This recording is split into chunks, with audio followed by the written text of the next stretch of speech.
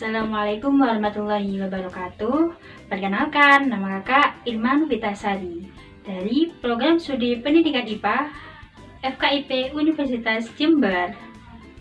Apa kabar adik-adik? Semoga kalian selalu dalam keadaan sehat ya. Nah, hari ini kita akan mempelajari tentang nutrisi.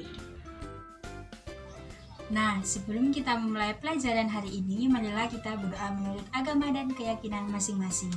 Berdoa dimulai.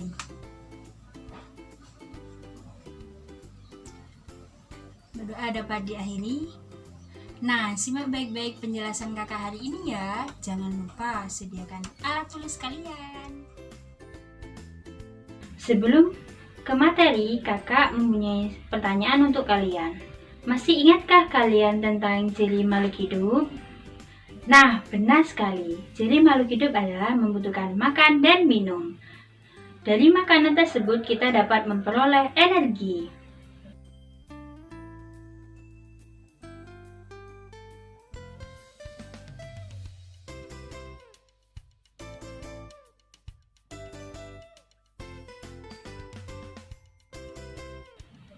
Tubuh kita membutuhkan energi ini untuk mempertahankan suhu tubuh normal kita sekitar 37 derajat Celcius. Jumlah energi yang dibutuhkan oleh tubuh untuk beraktivitas menggunakan satuan kalori, dan jumlah energi dalam makanan juga dalam satuan kalori.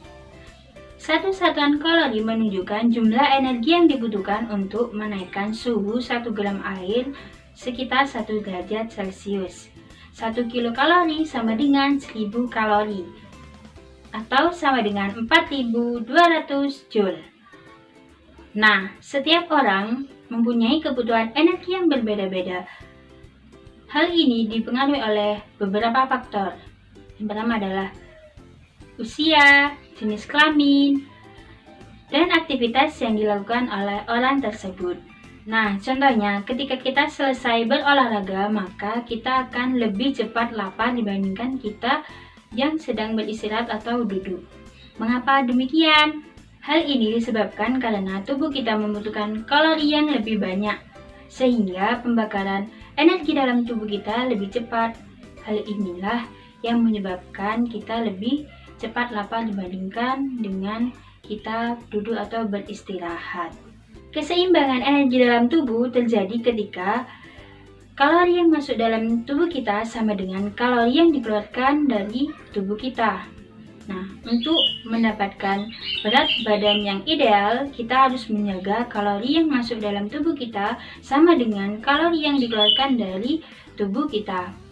Apabila kalori yang masuk dalam tubuh kita lebih besar dibandingkan dengan kalori yang keluar, maka akan terjadi kenaikan berat badan. Begitu juga sebaliknya, apabila kalori yang dikeluarkan lebih besar dibandingkan dengan kalori yang dimasukkan, maka akan terjadi penurunan berat badan.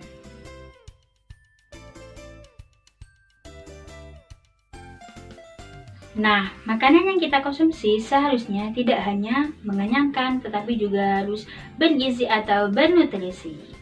Apa sih nutrisi atau gizi itu? Nutrisi atau gizi adalah zat yang dibutuhkan oleh tubuh kita sebagai sumber energi, mempertahankan kesehatan, pertumbuhan, dan untuk keberlangsungan fungsi normal jaringan atau organ dalam tubuh kita.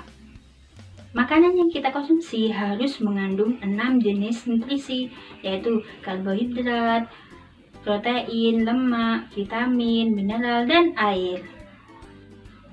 Karbohidrat, lemak, protein, dan air dibutuhkan oleh tubuh kita dalam jumlah yang besar, sedangkan vitamin dan mineral dibutuhkan oleh tubuh kita dalam jumlah yang sedikit.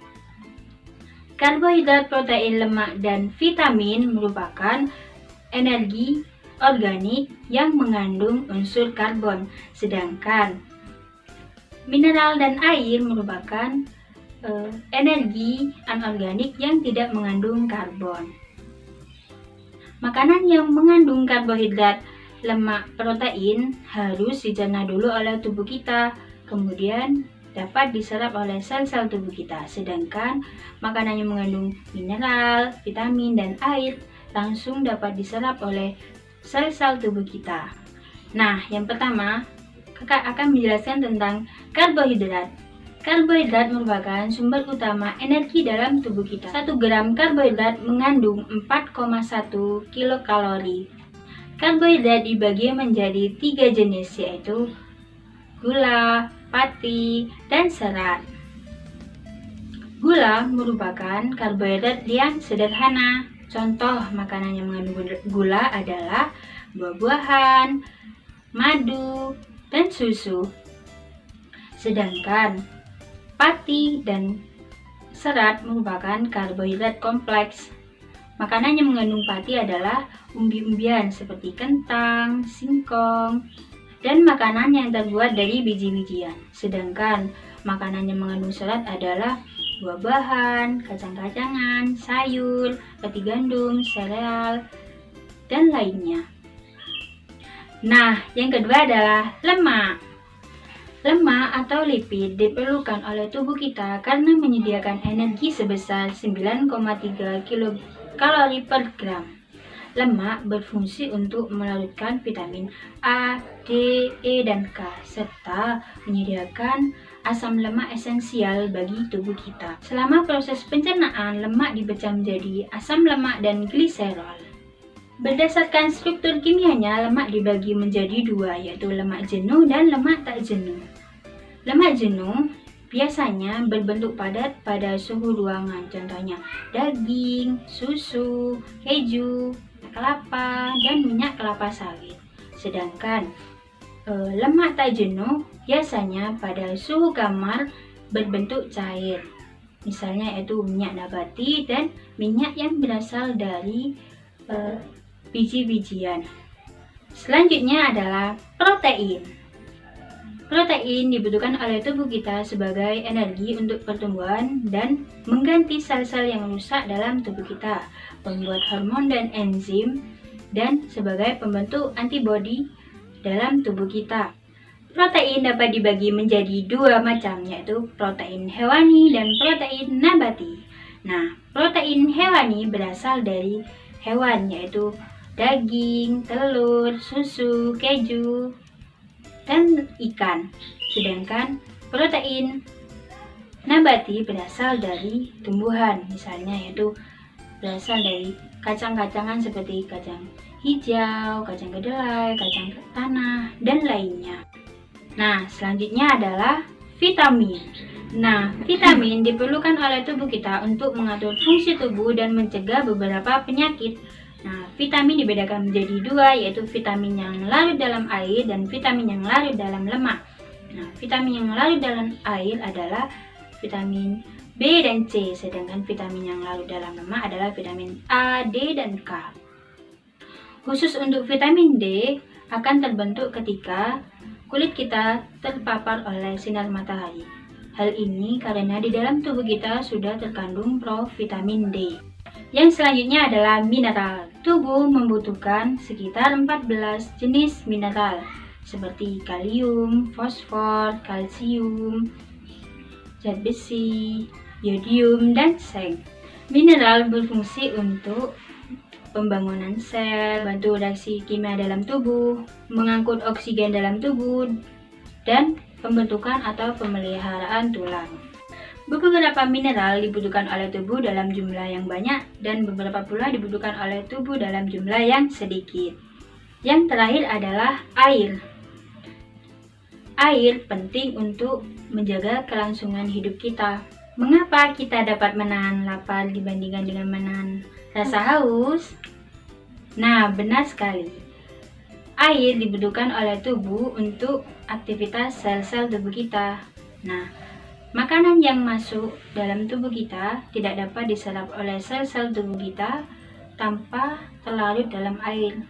Oleh karena itu, air sangat penting bagi tubuh kita.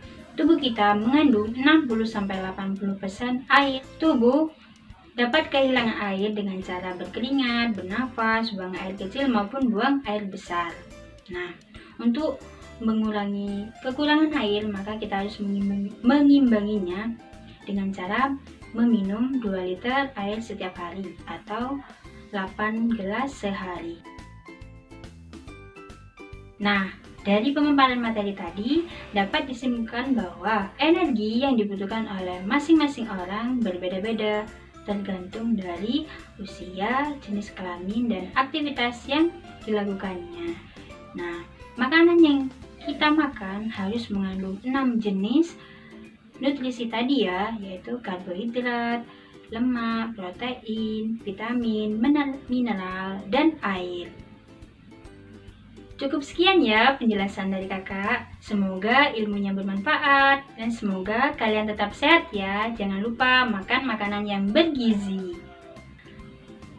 Wassalamualaikum warahmatullahi wabarakatuh.